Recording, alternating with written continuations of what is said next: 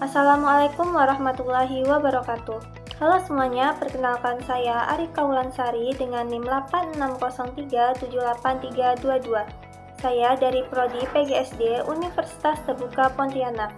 Di video kali ini saya akan membahas tentang pilar-pilar pendidikan dan relevansinya di era digital. Baik, di sini kita memasuki materi tentang makna pilar pendidikan. Kata pilar biasanya itu kita kenal sebagai tiang penyangga. Contohnya itu seperti tiang rumah yang menopang agar atap itu tidak runtuh. Dan dalam konteks pendidikan, pilar juga berarti dasar atau tiang penyangga yang menopang seluruh sistem pendidikan, bukan berupa benda fisik, tetapi nilai-nilai dan prinsip-prinsip menjadi landasan kita dalam mendidik anak. Sehingga pilar pendidikan ini itu sebagai fondasi yang menjadi penuntun, menentukan arah tujuan, cara anak diajar, serta bagaimana sekolah, guru, dan orang tua itu bekerja sama. Agar apa? Agar sistem pendidikan itu menjadi kokoh, selaras dalam tujuan pembentukan manusia seutuhnya. Prinsip Ki Hajar Dewantara. Ki Hajar Dewantara ini memiliki 3 prinsip penting dalam pendidikannya. Kalimat tersebut berasal dari bahasa Jawa kuno atau bahasa Jawa halus yang digunakan oleh Ki Hajar Dewantara ini dalam filosofi pendidikannya. Yang pertama itu ing ngarsa sung tulodo. Seorang pendidik harus menjadi teladan, yang artinya ketika berada di depan, guru itu menunjukkan sikap yang baik, tutur kata yang sopan, dan perilaku yang bisa dicontoh oleh peserta didiknya. Yang kedua itu ing madya mangun kerso. Ketika berada di tengah-tengah peserta didik, seorang guru ini berperan membangun semangat, membangkitkan motivasi, dan menciptakan suasana belajar yang menyenangkan. Lalu yang terakhir yaitu tutwuri handayani. Berarti ketika berada di belakang, seorang guru ini tetap mendorong dan mendukung, memberi kepercayaan agar anak itu tumbuh menjadi pribadi yang mandiri, berani, dan bertanggung jawab. Nah, jadi Ki Hajar Dewantara ini mengajarkan bahwa pendidikan bukan hanya soal menyampaikan ilmu, tetapi juga membangun sebuah karakter dan kemandirian kepada peserta didik. Ketiga peran guru itu sangat penting, bukan hanya sebagai pengajar, tetapi juga sebagai pembimbing, motivator, dan penuntun dalam proses pendidikan. Relevansi pendidikan di era digital yang pertama yaitu pembelajaran daring. Prinsip pendidikan tetap sangat penting agar proses belajar tidak hanya sekedar memberikan tugas, tetapi membuat peserta didik itu aktif dan memahami sebuah materi.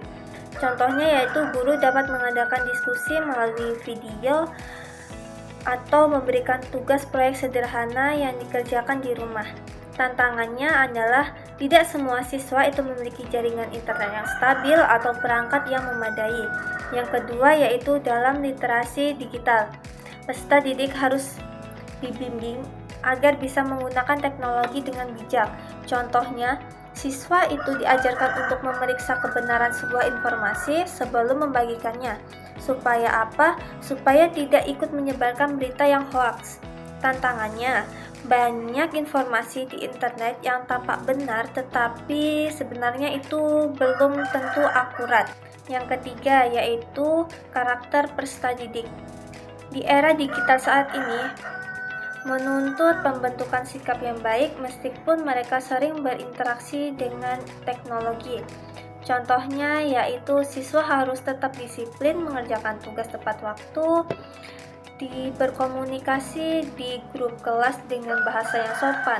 Tantangannya adalah penggunaan gawai atau gadget yang berlebihan dapat membuat siswa kurang fokus dan kurang sabar. Yang keempat yaitu peran guru juga semakin penting di era digital saat ini. Guru bukan hanya sebagai penyampai materi, tapi juga fasilitator dan teladan.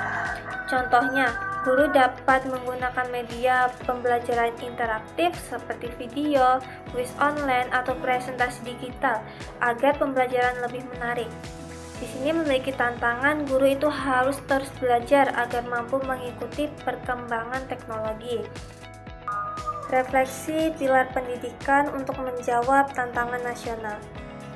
Pilar Ki Hajar Dewantara ini menunjukkan bahwa gagasannya itu masih sangat relevan untuk menjawab persoalan pendidikan nasional saat ini.